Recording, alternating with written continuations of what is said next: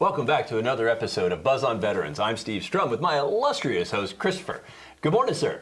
Good morning. How you doing? I'm doing good. We got some really cool people. We got Robert Orr and Mike Palumbo. Robert, thank you for your service as well as your service to our great country. Thank you. Fun little story to talk about with Battlefield to the Boardroom. Absolutely. So, two Marine Corps vets. I started off in the Marine Corps myself, went to Paris Island, and found my way through Quantico and into the corporate world myself. So, two individuals. So, you got your own company. You moved from the military and entrepreneurship. Yes. And sir, you moved from the military into the airline industry. So, what I like to do is kind of highlight, what you do in the service, then you made that transition. Why did you decide what you're doing, and how did your service influence what you're doing now with your business? Yeah, sure. So for me, Yeah. I was an F-18 avionics electrician, and I took that skill set of electrical acumen and I transferred it over to opening up my own company. I build and customize golf carts for the St. John's, Duval, all local area.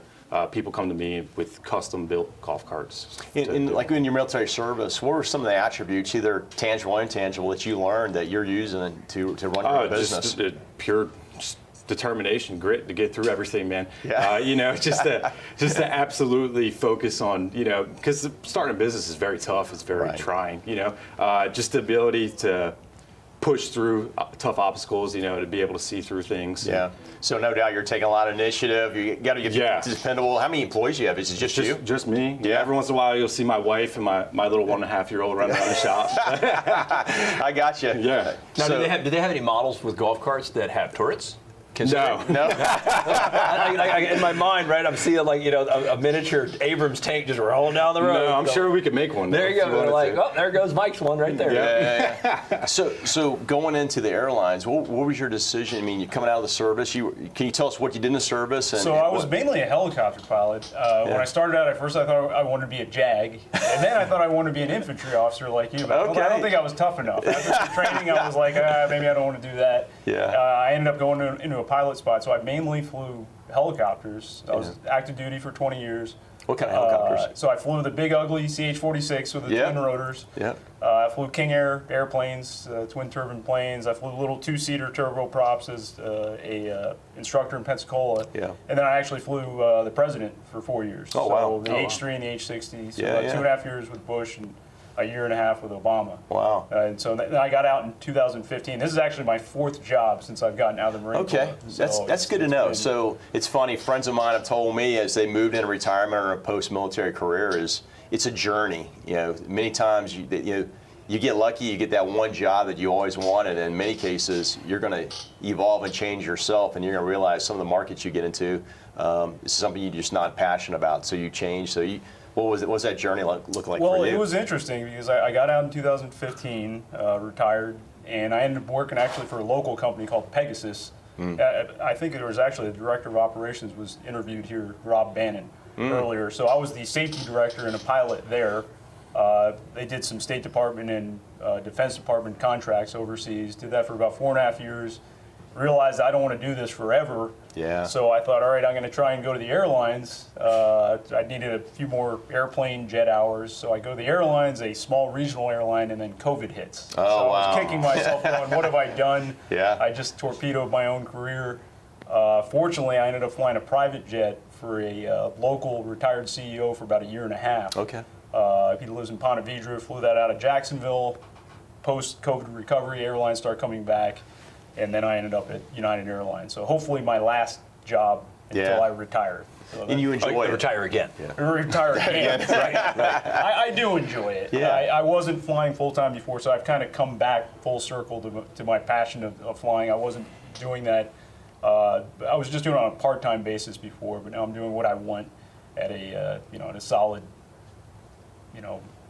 lifetime company, I would say. Yeah. Well, and United is obviously one of the ones that, their reputation precedes them, right? That's one of the big airlines. And so really interesting that you were taking your combat skills, right? Or peacekeeping skills, right? That's right. Flying with flying, to then service to our president, which is a really neat thing. A very amazing honor, I'm sure. That's like not a whole lot of people get to do that. Yeah. And then you get able to transition through that and have survivability through COVID, going into what is now a pilot opportunity that can kind of take you through, sail you through, the rest of your career. A little pun intended. Sure. No, I've been very fortunate. And then on the flip side, you just decide to go become an entrepreneur and start making, tankless golf carts. Yeah. So what does your competition look like out there? oh my gosh, it's unbelievable. There's really? guys. I mean, you got the guys that they flip things out of their garage. Then you got the guys that are just like these mega stores that they have everything in the world. So where we decided we're going to try to focus our niche is we have some inventory. We have a couple brands that we work with. Okay. But the main thing we want to do is we want to offer something that's very customer service driven. And when you come to me, you're dealing directly with the owner of the company, which is something that not too many people are able to do with anything that you purchase kind of in the retail space. I mean, imagine you go and buy a car and you're talking to the guy that owns the dealership.